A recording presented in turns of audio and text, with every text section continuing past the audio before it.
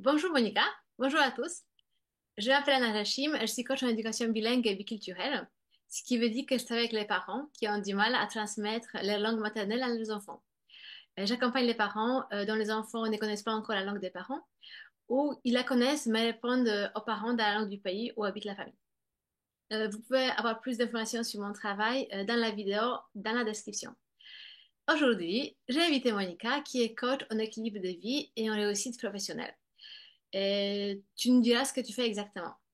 Je t'ai invité parce que une des principales difficultés qu'une grande partie des mamans à l'étranger a besoin de surmonter, c'est le manque de temps pour transmettre la langue maternelle à leurs enfants. Bien sûr, c'est une difficulté qui peut concerner tout le monde, mais dans notre cas, c'est-à-dire dans le cas des parents bilingues, c'est un des éléments qui décide si nos enfants vont parler notre langue ou pas. Alors la question est comment trouver du temps, comment organiser sa journée. Et donc, Monica, tu vas nous aider à surmonter cette difficulté en posant des questions et en proposant des solutions. Monica habite en France, elle aussi, donc comme moi, et c'est ici qu'elle élève son enfant dans une famille bilingue. Donc, Monica comprend très bien notre problématique. Donc, avant qu'on commence, je te laisse te présenter. Merci Anna, merci et bonjour à tout le monde et je suppose plus à toutes, mais en tout cas bonjour. Alors effectivement, je suis coach, ce que j'appelle coach carrière pour les cadres et les entrepreneurs qui sont débordés, qui n'ont pas de temps, qui sont sous l'eau, qui sont stressés et qui sont en manque de sens. Et je les aide à trouver d'abord du temps, de l'équilibre et après la partie professionnelle et qui est en lien avec leur métier. Donc, je dis enfin, de façon très courte, j'aide les personnes à reprendre le contrôle de leur vie, si on peut dire ça comme ça en une phrase. Donc ça, c'est vraiment quelque chose. Et donc, la partie de temps, c'est quelque chose qui est enfin, important. Euh, mais vraiment, juste avant, Anna, est-ce que tu peux me dire un peu plus comment toi tu accompagnes, ce que tu proposes et comme ça, voilà, je pourrais donner des astuces et des idées et des principes pour trouver du temps parce que je comprends très bien cette problématique de manque de temps, surtout quand voilà, on utilise deux langues, voire trois, ça dépend, mais en tout cas deux langues. Comment en faire? Donc, moi, j'aimerais bien savoir d'abord toi comment tu travailles, comment tu aides. Oui, merci pour ta question. Je vais te donner un exemple concret. Et Mhm. donc, moi, ce que je propose aux parents, c'est un programme d'accompagnement individuel avec des sessions en ligne. L'objectif est de modifier le comportement linguistique de l'enfant, soit de faire en sorte que l'enfant commence à parler la langue de parents, soit lui apprendre ou lui transmettre dès le début, en fait, la langue maternelle du parent. La condition principale pour que le programme réussisse, ou en général je trouve que pour que les parents puissent transmettre sa langue à son enfant, c'est le temps que l'enfant passe avec son parent. Parce qu'il ne faut pas oublier que le parent est souvent la seule source de cette langue pour l'enfant. Il y a le temps, mais il y a aussi l'engagement du parent. Donc, ce sont deux éléments qui sont cruciaux. Pendant les sessions, je propose aux parents des activités à mettre en place. Donc, ce sont des activités qui sont adaptées au niveau linguistique de l'enfant, à sa personnalité et à la situation familiale, donc qui connaît quelle langue. Donc, il y a trois thématiques pour les activités. Il y a la langue, il y a les émotions, il y a la culture. Alors, pourquoi? Parce qu'il ne s'agit pas uniquement que l'enfant s'ouvre à la langue du parent, mais il faut créer un lien avec la culture du parent et il D'accord. faut enrichir la relation de l'enfant avec son parent. Dans ce type de relation, ce qui est important, c'est que les parents puissent partager avec l'enfant son identité culturelle. Et ça passe par la langue. Pour revenir au temps, le temps, il est essentiel donc du point de vue pratique parce qu'il faut des activités à mettre en place, donc il faut qu'on ait du temps à mettre en place ces activités. Mais il y a aussi la qualité du temps. Donc, il faut que l'enfant puisse associer ce temps passé avec son parent au plaisir, à des moments agréables. Et comme ça déteigne aussi sur la langue. L'enfant, il perçoit la langue de façon positive. Donc, il faut au moins 30 minutes par jour. Ok. Euh, c'est pas uniquement à cause de la langue. En général, il faut quand même du temps à passer avec son enfant, même si on a une seule langue. C'est vraiment pour notre relation. Mais là, c'est encore plus important.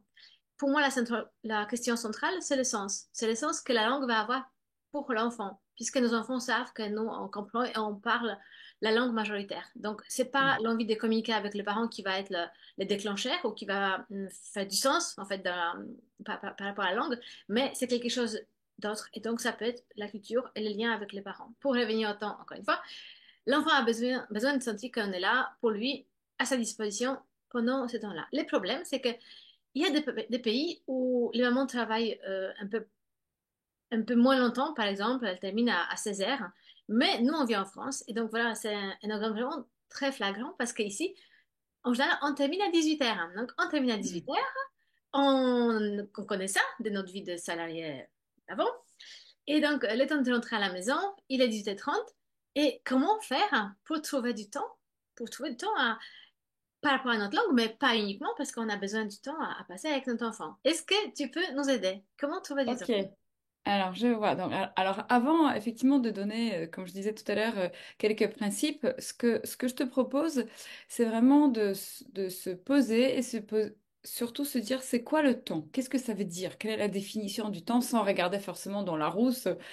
Euh, mais, mais vraiment, quelle est la définition de temps? Et pour moi, j'ai trop souvent entendu de personnes dire, ah oui, en fait, j'ai pas eu le temps d'appeler telle et telle personne, j'ai pas eu le temps de m'occuper de mes enfants, ils ont déjà grandi, ils ne sont plus à l'école maternelle, maintenant, ça y est, ils passent le bac.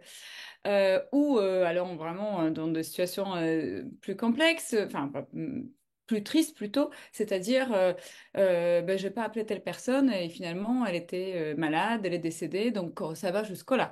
Et donc pour moi, c'est vraiment fondamental de comprendre ce que ça représente pour vous le temps. Et pour moi, le temps, c'est comme, je pourrais vraiment la transmettre comme, enfin la traduire même comme la vie.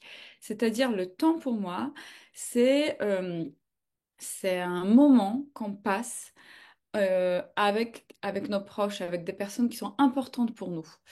Et donc, les enfants sont importants pour nous, en général. C'est un peu et c'est des personnes qu'on aime. Et donc, c'est la qualité du temps qu'on va passer avec eux. Comment on va être avec eux. Parce que c'est notre vie, on va plus dire plus tard, ben, je regrette que je n'ai pas eu le temps de m'occuper de ça et de ça. Au contraire, là, je vais prendre ce moment-là, je vais passer le 30 minutes avec eux ou autre chose là, mais en tout cas, enfin, c'est vraiment pour moi ce qui est fondamental, c'est cette prise de conscience de se dire le temps, c'est la vie. Et donc moi, je veux passer ma vie différemment, je veux pas courir, je veux pas qu'on me dise je manque de temps parce que ça voudrait dire que je manque de la vie. Donc pour moi, c'est ça qui est important. Et d'ailleurs, par rapport à quand tu disais 30 minutes, donc c'est des exercices que tu proposes, des choses concrètes, j'imagine, à des parents. Comment ils savent comment ils doivent faire, j'imagine. Oui, oui, à chaque fois c'est un programme avec des activités à mettre en place, mais c'est pas des activités scolaires, c'est-à-dire hein, on Hmm. s'assoit pas à 18h30 ou 19h, voilà. Ouais. Mais c'est des activités qui sont en rapport avec la langue, donc soit c'est des propositions de l'action ou quand l'enfant nous répond dans la langue majoritaire ou des petits jeux de mots pour enrichir le vocabulaire ou pour dédramatiser la langue, parce que parfois l'enfant il est bloqué. Les activités qui concernent aussi l'émotion et la culture.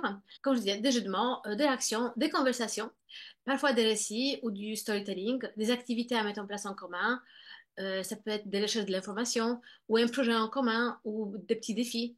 Il y a plus d'une centaine d'activités, donc il y en a pas mal. Il y a des activités qu'on peut faire pendant une balade, par exemple. C'est un jeu de mots ou un Hmm. défi ou des conversations.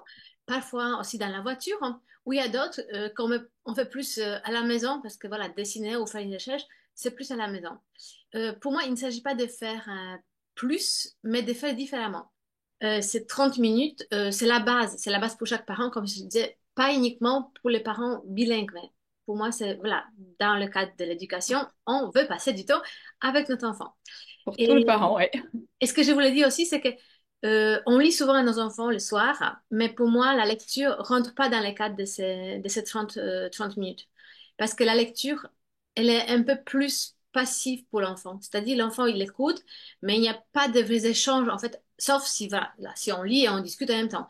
Mais moi, j'ai besoin que l'enfant puisse aussi parler ou essayer de parler la langue. Donc, il faut que ce soit un temps en plus de la lecture et donc, c'est un temps où il y a des échanges et qui enrichissent aussi notre relation avec l'enfant. Voilà, la question est comment trouver ces 30 minutes, comment gérer son temps et qu'est-ce qui peut nous aider alors? Ça marche, ok. Mais moi, dans ce cas-là, ce que je te propose, c'est de en tout cas partager avec toi et avec toutes les personnes qui vont nous écouter le 7 principes. Alors, bien sûr, on peut en trouver d'autres. Moi, ici, voilà, je décidais de vous proposer 7 principes parce que commençons par quelque chose, hein. C'est toujours pareil, c'est pas à pas, comme tu dis, chaque fois on apprend, on avance. Alors, le premier principe, parce que comme tu disais tout à l'heure, pour moi, c'est le parent, c'est bilingue ou pas, mais en tout cas, quoi qu'il arrive, particulièrement pour ceux qui maîtrisent plusieurs langues, on a souvent beaucoup peut-être plus de stress. Et on travaille, comme tu disais, en France, on travaille jusqu'à 18h, 18h30. Mhm. Donc forcément, quand on arrive à la maison, bah, on risque d'être un peu plus stressé. Donc le principe numéro un, c'est vraiment enlever ce stress. Alors ça peut se passer de façon très courte, c'est-à-dire qu'on rentre à la maison, on prend une douche de 30 secondes ou 3 minutes, parce que 30 secondes c'est peut-être un peu juste. Mais en tout cas, on enlève ce stress. Après, on peut changer de vêtements. OK? Mais il y a aussi des personnes qui disent, OK, mais moi, je vais pas me doucher comme ça à chaque fois en revenant du travail. Je vais pas changer de vêtements. Donc, je dis, il y a un exercice complètement autre. On imagine qu'on enlève le stress. Ça veut dire que c'est quand, avant de rentrer dans la maison, dans l'appartement, devant la porte, physiquement, on prend comme si on avait vraiment du stress, on le prend et on enlève et on le pose soit dans un sac, moi j'appelle une boîte à soucis, on le met dans une boîte à soucis avant, ou en tout cas on le laisse devant, enfin, devant la maison, devant l'appartement pour ne pas rentrer. Parce que comme ça, cette partie, elle reste à l'extérieur et nous, on sera plus disponible à l'intérieur. Et puis après, le principe que j'ai appelé le principe 2, c'est avoir aussi, parce que avoir, enfin, j'ai appelé ça avoir une to-do list dans un cahier. Pourquoi? Parce que quand on travaille, on a plein de choses à faire. Et plus aussi parce que cette histoire de gestion du temps et passer un temps de qualité avec son enfant, ça se passe aussi par une bonne organisation au travail. Mhm. En tout cas, moi, c'est ça que je constate par rapport aussi à des personnes que j'accompagne, parce que trouver du temps, c'est souvent l'équilibre vie pro et perso. Et je cache pas, Anna, que c'est quand même des parents qui ont besoin de passer du temps avec les enfants, donc, ou avec leur conjoint. Et donc l'idée, c'est vraiment ça, c'est dire, OK, je vais être efficace au travail. Et donc, pourquoi je dis attention au post-it? Parce que souvent, on note des choses à droite, à gauche, même pour des activités pour les enfants. Et puis finalement, on fait quoi? Ben, on oublie, c'est perdu. Donc non, avoir un cahier, avoir pas de feuille volante, mais un cahier avec une to-do list, ça, c'est quelque chose qui va vous permettre aussi de mieux s'organiser au travail et puis évidemment par la même occasion à la maison. Et après, il y a le principe 3. Je dis, c'est un bureau rangé. Alors, ça peut être aussi pour les enfants, mais bureau rangé, c'est pas que la partie physiquement notre bureau, mais c'est aussi bureau sur l'ordinateur. Parce que combien de temps vous passez à trouver vos papiers, à chercher, à dire, oh là là, où je les ai rangés, j'arrive pas. Et donc, mieux se ranger, plus c'est efficace par la suite. Alors vous allez me dire, oui, bien sûr, mais quand j'ai vu des photos de Albert Einstein, il a jamais posé avec un bureau bien rangé. Alors oui, effectivement, il y a des études en 2017, il y a des études de l'Université de Minnesota aux États-Unis qui ont constaté que parfois un désordre permet d'être plus créatif. Alors ok, je suis d'accord. Peut-être vous êtes dans un moment de créativité, vous allez avoir un bureau qui est pas super bien rangé, mais une fois que ce moment passé, il faut le ranger parce que plus votre bureau physiquement est rangé, plus aussi notre cerveau est en quelque sorte mieux rangé et ordonné. Donc pour moi, c'est vraiment important et ça peut être aussi une bonne idée de transmettre ça aux enfants, quitte à, quand tu disais par rapport à une activité autre que la lecture, mais pourquoi pas ne pas aider un enfant ranger son bureau et dans ce cas-là parler dans la langue minoritaire. Donc en tout cas la langue entre souvent la maman et l'enfant. Donc pour moi, c'est vraiment quelque chose qui est important. Et ensuite, le principe numéro 4. Donc j'appelle ça un zéro distraction. Alors qu'est-ce que ça veut dire? Ça veut dire que encore une fois, quand vous allez passer du temps avec vos enfants, n'ayez pas vos portables avec vous. Soyez pas avec vos téléphones en disant ah mais attends, je regarde ça. Maintenant, enfin le but c'est vraiment pas ça. Le but c'est quand vous êtes avec vos enfants, soyez avec vos enfants. Quand vous travaillez sur un dossier au bureau, ben, c'est pareil, ne regardez pas les réseaux sociaux parce qu'à un moment, vous allez vous dire, ah mais non, je fais la distraction. On part souvent d'une concentration entre 20 à 30 minutes. Donc, quand vous travaillez, vous êtes concentré. vous avez peut-être vous avez besoin de boire un verre, enfin, faire quelque chose d'autre, ou bouger, mais ne pas regarder sur les réseaux sociaux, regarder les emails, parce que là, vous allez perdre un temps pour revenir dans les dossiers et revenir à cette concentration. Et donc, quand tu disais 30 minutes, l'enfant, c'est pareil. Au bout de 30 minutes, il va dire non, mais c'est bon, je veux passer à autre chose là. Donc, l'idée, c'est aussi respecter cette partie-là, parce que je pense que c'est vraiment important. Et puis ensuite, je vais parler de principe numéro 5. Et tu me dis, Anna, si tu as, voilà, si tu des commentaires, mais je voulais faire. Donc, le principe numéro 5, c'est vraiment planifier. Et planifier parce que plus vous planifiez, plus vous serez moins stressé pour la partie être à la maison, être avec les enfants. Et on connaît très bien les mamans souvent, elles vont parce qu'on va parler beaucoup de femmes, mais c'est justement le rôle de femme, de maman, de salarié. Donc il y a plusieurs casquettes et donc plus se planifier et organiser, mieux on arrive à gérer. Alors bien sûr, il faut quand même garder la souplesse, mais il y a cette partie que on montre les personnes qui ont planifié, qui regardent ce qu'elles ont à faire demain ou dans la semaine, ben, elles sont moins stressées.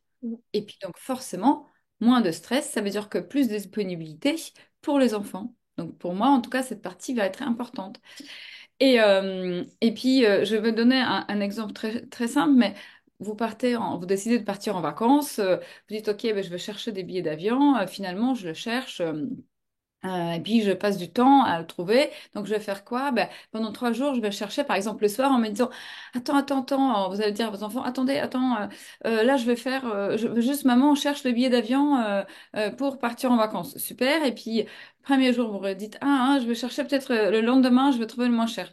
Et troisième jour, ben ça sera moins cher, mais en fait c'est jamais moins cher. En général, le prix n'y diminue pas, c'est rare, hein, c'est pas connu.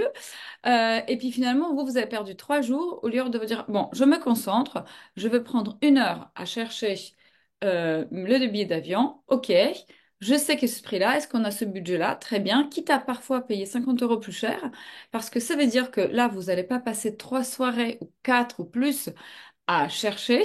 Et donc perdre ce temps-là et vous n'allez pas trouver des billets beaucoup moins chers ou pas du tout.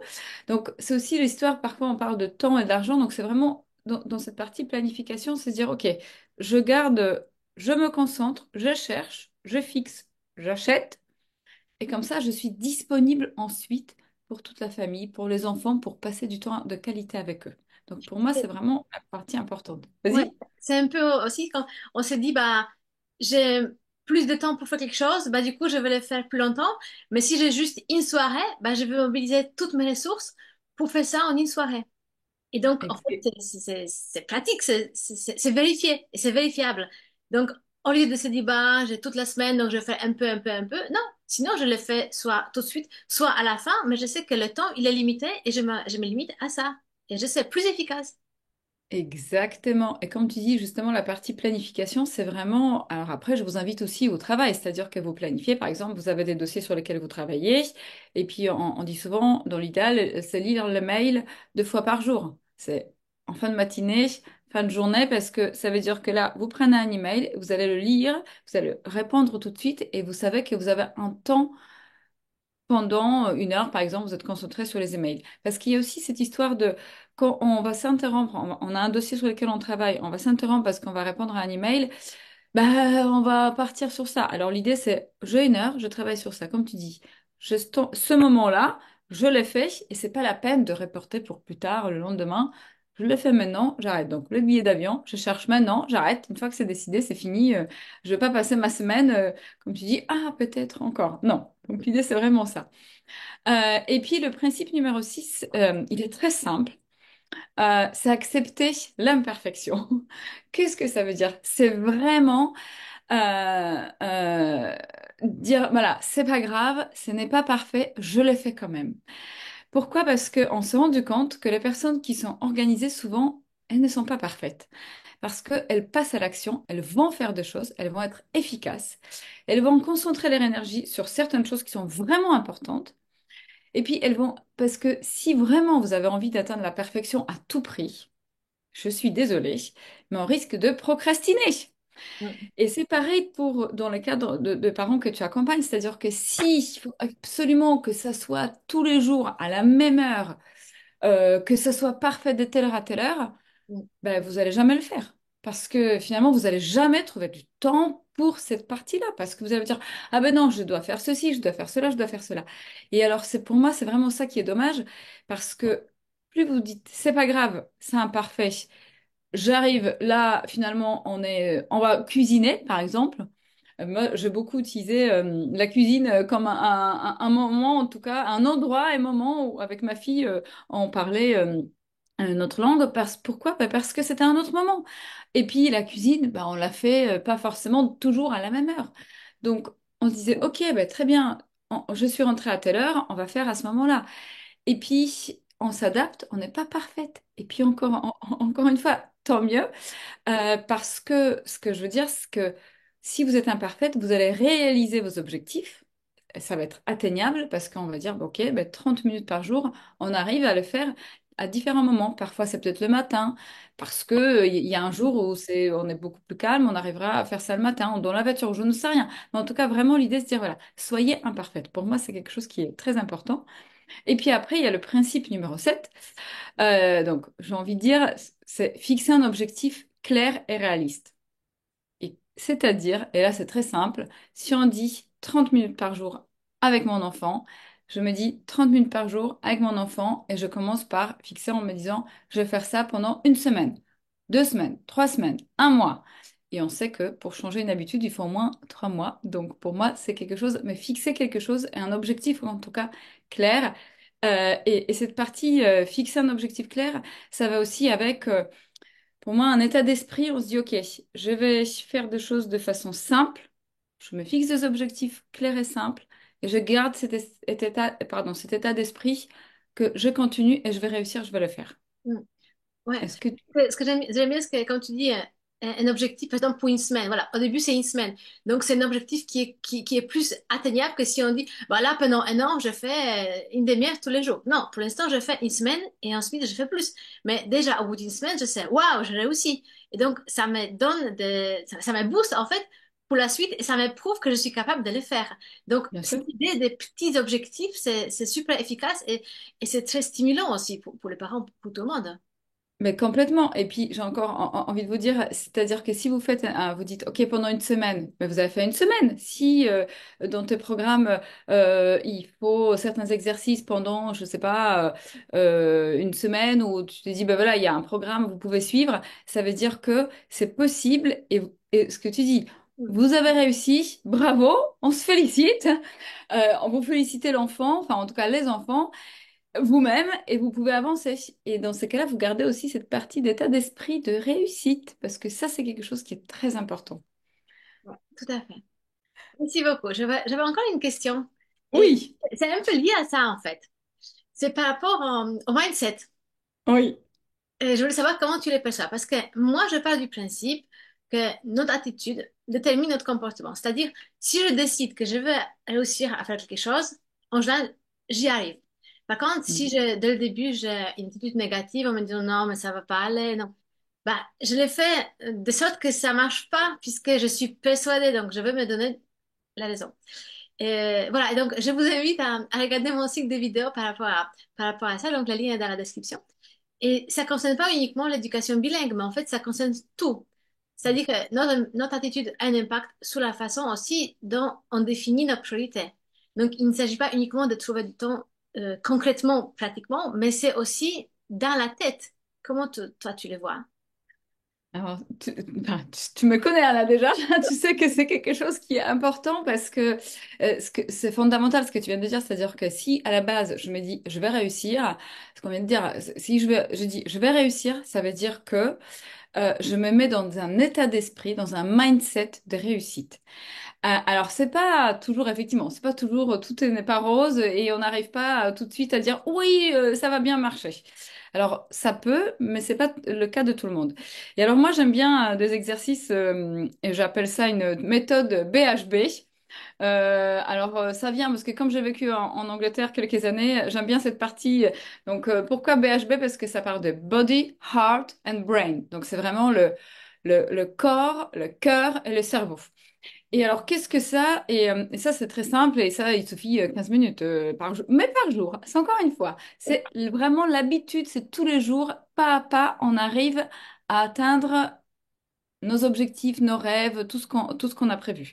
Et alors, qu'est-ce que c'est cette technique? C'est très simple, c'est-à-dire que pour les body, donc pour le corps, pour moi, ce qui est important, c'est de faire du sport. Donc, on se réveille. Alors, pourquoi du sport? Dans le sens où quand on se réveille le matin, il faut réveiller notre corps. Donc, ça peut être une danse, ça peut être des étirements, ça peut être vraiment faire du sport, je sais pas, ça peut être courir. Mais vous allez me dire, oui, mais on n'a pas toujours le temps de faire ça tous les jours. C'est pour ça que je dis, vous mettez une chanson ou deux, vous dansez en vous réveillant à la maison, ou vous faites des exercices, des étirements, même avant de sortir du lit, petits exercices, mais le corps est réveillé. Et une fois que le corps est réveillé, c'est plus facile d'être dans la journée, de faire des choses dans la journée. Et la deuxième chose, c'est vraiment le heart, donc c'est le cœur. Et ça dure pas très longtemps, c'est une minute, ça suffit. Ce qui veut dire que se connecter, et c'est un exercice de gratitude, de dire merci. Alors je sais qu'on va courir entre le café, le petit déjeuner pour le monde, pour tout le monde. Parfois, il suffit de se réveiller juste 15 minutes avant, danser pendant voilà, deux chansons, ensuite, et puis bouger à ce moment-là. Ensuite, faire cet exercice de gratitude, donc c'est vraiment dire merci, merci aux enfants que vous avez, à la météo qui va vous plaire, en tout cas à une réussite professionnelle, peu importe. Mais en tout cas, quelque chose de positif, merci, ou à un cadeau que vous avez reçu pour la fête des mères, peu importe. Vraiment cet exercice, dire merci. Et ensuite, il y a la partie brain, donc vraiment le cerveau. Et ça, pour le coup, c'est un exercice que j'appelle le posture de pouvoir. Et imaginez que vous avez gagné 100 mètres au JO et vous dites, bah, j'arrive la première, je suis sur le podium. Et qu'est-ce que vous allez faire? Vous allez lever le bras, vous allez dire, oui, yes, je suis la première. Et c'est vraiment ça. Et c'est pareil, il suffit 30 secondes à une minute de se mettre dans cette position-là et dans la tête, se dire, OK, je suis la meilleure, je suis la gagnante. Soit vous imaginez que vous êtes sur le podium en première, vraiment. Ou soit vous imaginez des choses que vous avez réussies ou que vous allez réussir. Mais vraiment se mettre dans cet esprit, ah oui, ça va être super. Je vais faire 30 minutes par jour, on parlait avec mon enfant. Peu importe, l'idée, c'est vraiment de mettre quelque chose de positif dans votre esprit. Et vous allez me dire, ah oui, non, mais je ne vais pas marcher comme ça. Non, l'idée, c'est que vous n'allez pas marcher comme ça dans votre maison, là, ou l'appartement. Mais si vous enfermez dans la salle de bain et vous faites 30 secondes ou une minute de l'exercice de gratitude, et pareil, une minute en disant, je suis, voilà, quelque chose de super, quelle personne je suis ou quelle personne je veux aussi être, je vous assure, personne ne vous verra et ça va bien se passer. Donc pour moi, c'est vraiment ces exercices-là et à faire encore une fois tous les jours, une semaine, 2 semaines, 3 semaines, et puis au bout de 3 mois, on se dit, mais finalement, je changeais mes habitudes et c'est ça qui nous permettra aussi de mettre en place le 30 minutes par rapport aux enfants, mais vous changez déjà cette partie de mindset. Est-ce que ça aide? Ouais, je pense. Il faut que je commence à faire ça le matin. Mais oui! On va voir comment ça fonctionne, je te raconterai. Super. Très bien, tu me diras, ça marche. Moi, je le fais tous les jours. Je dis ça à tous mes clients. Est-ce que toi, tu l'as fait? Ou t'as Oui. pas besoin? Oui, tu l'as fait aussi. Ah non, je l'ai fait. Ah oui. Parce que pour moi, c'est vraiment ça, c'est se mettre dans cet état d'esprit. Ça change. Dès le matin, vous changez. Vous allez être plus efficace au travail, plus positif, parce qu'il y a cette partie, une énergie plutôt positive. Les enfants vont sentir que vous n'allez pas être complètement stressé, mais au contraire, vous allez vous dire, ah, mais c'est bon, maman a des bonnes humeurs, tout va bien. Et donc, on a une autre façon, enfin, on change l'ambiance aussi dans la maison. Et puis, pourquoi pas, même à ce moment-là, parler avec vos enfants dans votre langue. Oui, oui, maintenant, il faut parler tout le temps de notre Oui, langue. il faut parler, mais là, jouer avec, en tout cas, jouer avec peut-être cet exercice et expliquer dans votre langue, c'est ça aussi. Tout à fait. D'ailleurs, les enfants peuvent faire ça avec nous aussi. Ah ben complètement, Dès les... Ouais. mais complètement. Super. Très bien, bah, je te remercie beaucoup, Monica. C'était vraiment super intéressant et je pense que ça va nous aider, ça va nous être utile. Et surtout, ton regard extérieur, tu vois, ça permet de prendre de la hauteur hein, par rapport à cette situation de maman un peu stressée et qui manque de temps. et d'entreprendre, j'espère, des démarches concrètes pour trouver du temps. Et les personnes qui voudraient te contacter, comment elles peuvent le faire, hein, si jamais elles se disent, tiens, je vais peut-être essayer de travailler avec Monica parce elle a l'air sympa. Efficace, hein, donc ça. Sympa et efficace. Sympa et efficace. Alors, ben, c'est très simple. On peut me trouver sur des réseaux sociaux. Donc, moi, je suis sur LinkedIn, sur Facebook et sur Instagram. Je pense que tu mettras des coordonnées, mais sinon, c'est Monica Delporte et on pourra me trouver. Et moi, je voulais aussi, si tu me permets, je voulais te dire que moi, je suis co-auteure d'un livre qui s'appelle Impacter au féminin. Ah, donc, c'est une coédition et donc, moi, je suis au numéro 15 derrière. Bon, c'est pas fort, mais on est 30 femmes à collaborer ensemble sur un livre qui est devenu best-seller en octobre 2023. L'idée, c'est vraiment de transmettre cette partie, pas uniquement de mindset, mais dire on peut inspirer, on peut influencer, on peut transmettre à travers nos histoires et expliquer que c'est possible de le faire. Donc voilà, je passerai le lien si des personnes sont intéressées. Et puis je voulais aussi te proposer, si des personnes sont intéressées, par un cadeau que je peux offrir. Donc, c'est un guide gratuit de 7 clés pour être efficace, qui va être différent que le principe, mais justement, les 7 clés pour être efficace et d'avoir du temps et en tout cas une bonne organisation.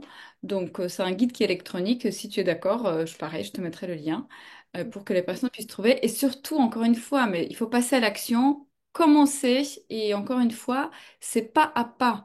C'est ce qu'on a dit tout à l'heure. Ce n'est pas pendant un an qu'il faut se fixer des objectifs comme ça tout de suite. Commençons par une semaine, 2 semaines, 3 semaines.